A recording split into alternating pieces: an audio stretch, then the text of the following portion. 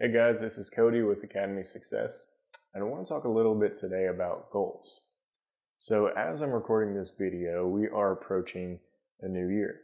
So a lot of people are making New Year's resolutions, and you might be as well. The problem with New Year's resolutions is, I think they're great to be honest, but there's one problem with them, and that's that people tend to get really aggressive with them.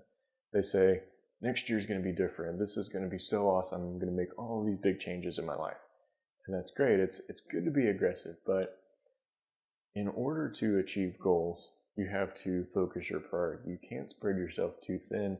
You can't be aggressive, too aggressive, that is. What ends up happening is you get overwhelmed and you go into this, kind of safe mode, and you revert back to your old habits because you feel like you're changing too much. It's just a typical human response that we have. We don't like a lot of change. That's why I want to help you with focusing your priorities a little bit in order to minimize the chance that that might happen to you. So I want to share a little bit more research with you. This is by Mike Cohn from the Scrub Alliance. So I'm going to chart this out for you. So we've got number of items in motion and versus productivity. Got 100% productivity up here, 0 down here, and anywhere from 0 to 5 items in motion.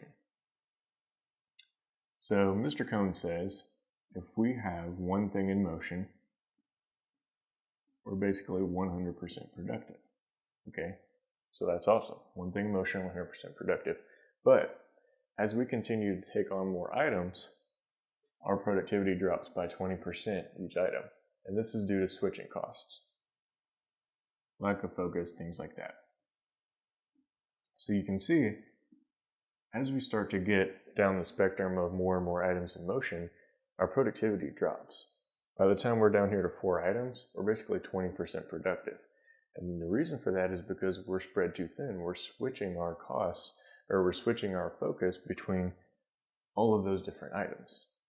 So based on that research and based on some of my past experiences, this is what I've been able to do, and this is what I want to help you with as well.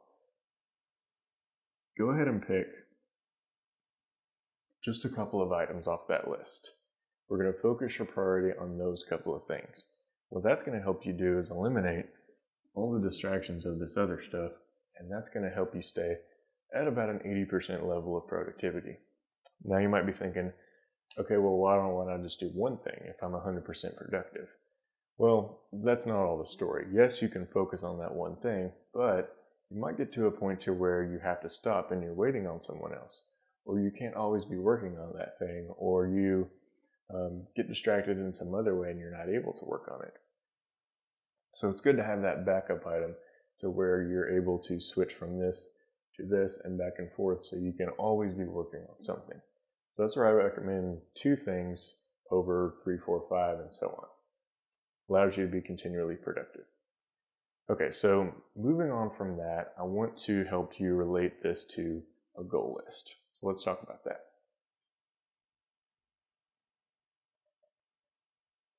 So at this point in the new year, there's a lot of people that are setting these goals for the next year. Maybe they want to do things like lose weight. Maybe you want to get a raise, negotiate your salary. Maybe you want to do some networking, expand your career opportunities. Maybe you want to do some freelancing for side income. Maybe you want to learn how to use WordPress so you can do some blogging. All these different things that you could be doing. So at this point, if you try to do all these 5 things, relate that back to the graph that we just talked about. You're not going to be able to do all of those things. You're not going to be able to focus your attention on those things well enough in order to be effective. So this is where focused priority comes in. This is where you have to make a decision on what in this list is the most important to you. So the way I go through this process myself is I see, what's the best emotional impact in my life and what's the best logical impact in my life. Usually the emotion plays a little bit more into it because we are emotional creatures. So I don't know what your particular situation is, but basically that process takes you through all of these things and you weigh them and you order them in terms of, what is a priority that you want to focus on those in your life, and you will be able to. So as you pick a couple of things, let's say a raise is really, really important to you, and some side income is really, really important to you. So you want to increase your financial position. Now that's great. But you can't do all these other things as well, because as we saw, that's going to spread your focus too thin. So take those things off the list and focus your priority on those couple of things. Now once you're able to get those finished, then you can move on to these other things, but don't try to do them all at once, because it will result in failure. Now moving on from this, the next step to this equation is a lot of people will try to do these things, but they won't free up additional time.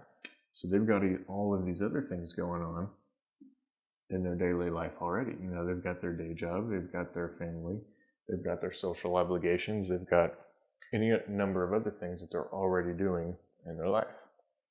So what you have to do at this point is realize that these couple of new things that you're trying to do, they're going to have to take away some time from all these other things that you're already obligated to in your life. So at that point, what you need to do is free up some time in this area. You may need to automate, you may need to outsource, you may need to just eliminate some of those already. But one way or the other, you're going to need to prioritize these things in order to fit those in your life.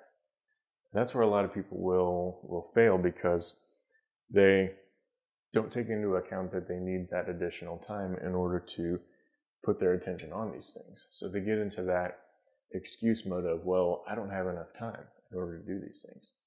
Well, the fact is you do have enough time. You just have to prioritize it. You have to focus your priority on these and take a little bit of time away from all those other things that may not be as important. And if you continue that cycle throughout your life, then that's what personal improvement is. That's what allows you to continually improve. You're always making time for the improvement cycle in your life, and you're always improving, you're always achieving new goals.